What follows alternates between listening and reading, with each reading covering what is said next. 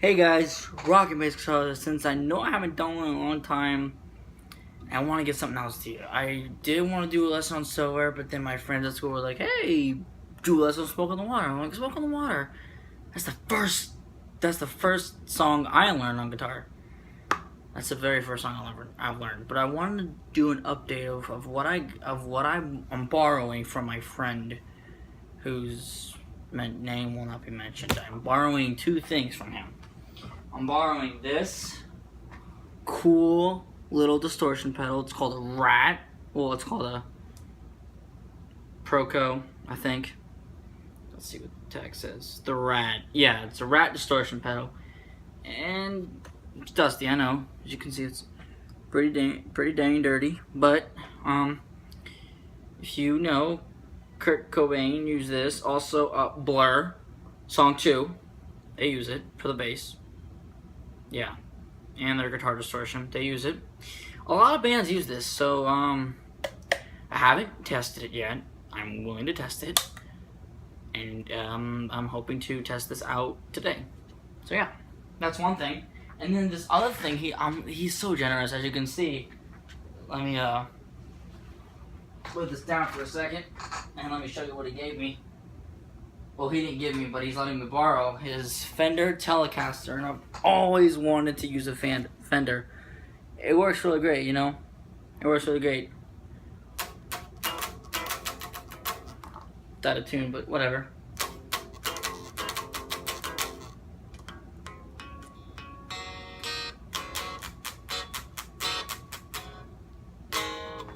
It's really great. I love the Fender.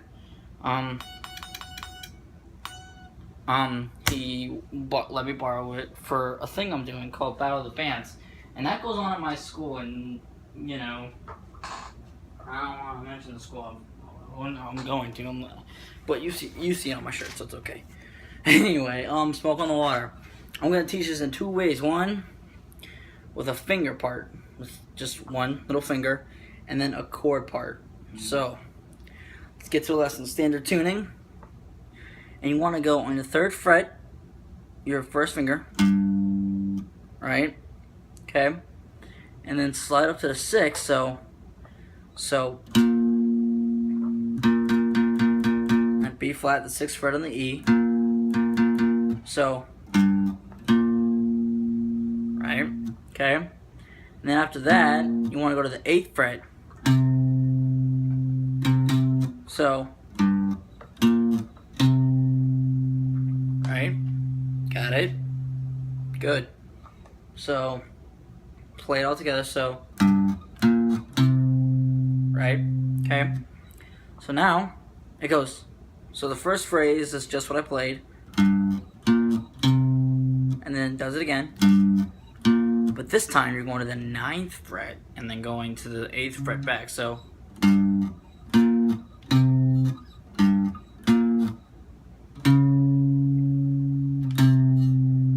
So 9, 8, so 3, 6, yeah, 3, 6, 8, 3, 6, 9, 8, and then he does it again, but this time you're going back to the 6th, and then back to the 3rd. So I'm going to play it all together very slowly.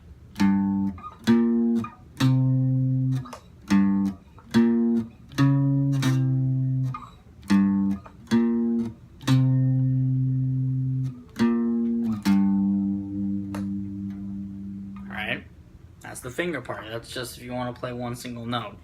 Now it's the chord part. I think most people prefer the chord part to play.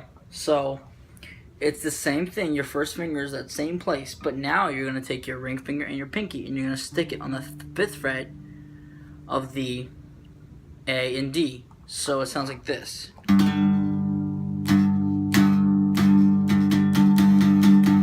So that's a G chord. G power chord. Yeah.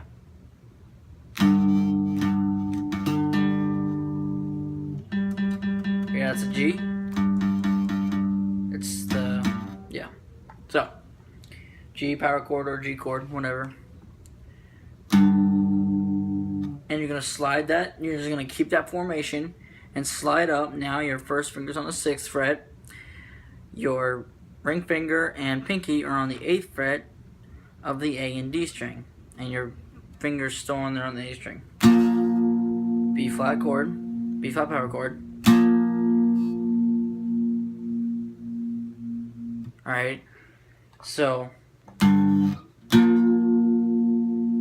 the same thing, you're just going to slide it up to the 8th fret. Your first finger's on the 8th fret now.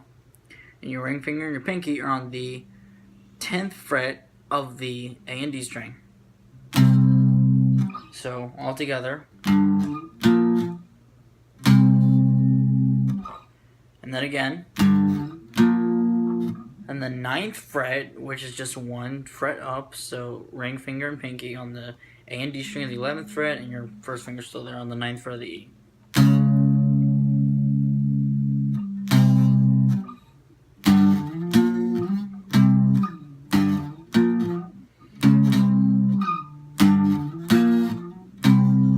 The same thing again, back to the 6th fret with the same formation, and then back to the 3rd fret. And a lot of people say it's always better with gain or fuzz, right? I think so too. Let's do that.